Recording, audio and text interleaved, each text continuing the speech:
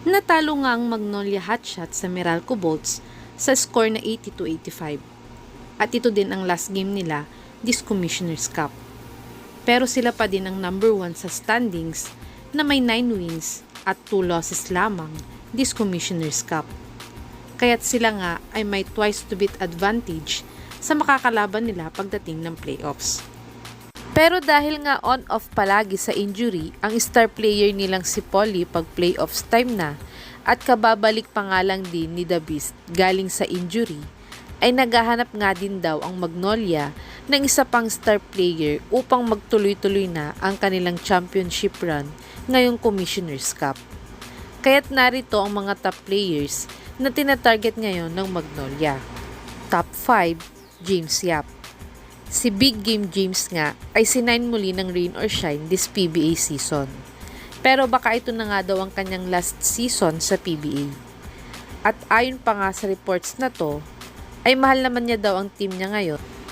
Pero mas gusto nga daw ni Yap na makabalik sa dati niyang team na Magnolia at dito magretiro. Si Yap ay nag-average ng 5.2 points, 1.7 rebounds, 0.1 assist, 0.1 block per game sa kanyang 10 minutes per game last PBA 47th Governors Cup. Top 4, Arwin Santos. Si Spider-Man nga ay kaka-champion nga lang sa MPBL this season.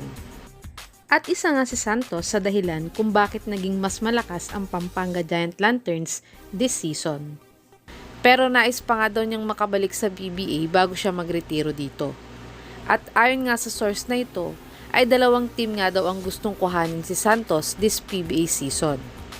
At ang Converge Fiber Xers nga ang isa sa mga gustong kuhanin si Spider-Man dahil ito nga ang team ng kanyang manager na si Governors Delta Pineda. At ang pangalawa nga ay ang Magnolia Hotshot dahil gusto nga nilang makabuo muli ng panibagong tinatubo trio nila Abueva, Sanggalang at Santos. Pero ang totoong dahilan nga kung bakit gusto makuha ng mag si Arwin ay dahil nga sa kanyang veteran presence gaya nga ng naitulong niya sa championship run ng Pampanga Giant Lanterns. Si Santos ay nag-average ng 5.9 points, 4.6 rebounds, 0.7 assists, 0.5 steals at 0.3 blocks per game last 2023 PBA on tour. Top 3, Rain Batak. Si Batak nga ay ang dating star player ng Rain or Shine dati. Pero dahil nga sa pag-emerge ni Asisio at iba pang mga batang guards ngayon ng Rain or Shine, ay parang nababawasan na nga ang kanyang playing time.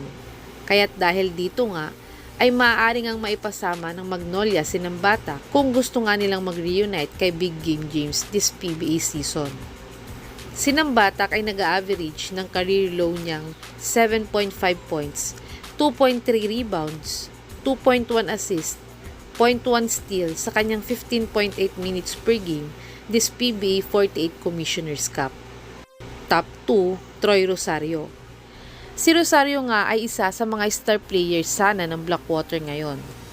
Pero dahil nga nag-aagawan sila ng playing time ng rising star nilang si Ato Ular, ay hindi nga maipakita ni Rosario ang kanyang totoong laro gaya ng nasa TNT pa nga lang siya. Pero kung makukuha nga siya ng Magnolia, ay tiyak na mabibigyan nga siya ng mahabang playing time dahil kulang nga sa power forward position ang Magnolia ngayon.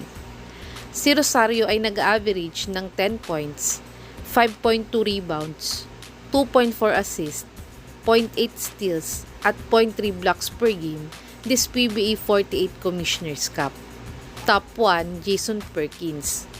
Si Perkins nga ay ang star player ngayon ng Phoenix. Dahil nga sa pag-alis ng dati nilang star player na si Matthew Wright, ay siya na nga ang naging leader nila sa team. At effective naman siyang leader dahil sila nga ang second seed ngayong Commissioner's Cup. Pero dahil puro rising star pa nga lang ang kasama niya sa team, nakakayanin pa din sila ng mga may experience na team pagdating ng playoffs. At last season nga, ay may tweet ngang manok itong si Perkins. Kaya't kung magpapatrade nga si Perkins this PBA season, ay isang Magnolia sa tiyak na landing spot niya. Si Perkins ay nag-average ng 12.5 points, 6.1 rebounds, 1.4 assists, at 0.8 steals per game this PBA 48 Commissioner's Cup.